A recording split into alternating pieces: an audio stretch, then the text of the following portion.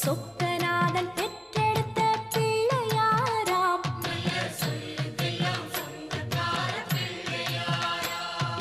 கைலாய மலைய விட்டு தெற்கே வந்தாராம்.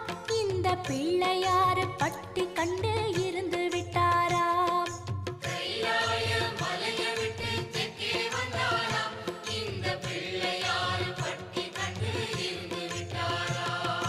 கணபதியார் வந்தாரம்மா, நம்ம உறவாக நின்னாரம்மா. கணபதியார் வந்தாரம்மா, நம்ம உறவாக நின்னாரம்மா. சொக்க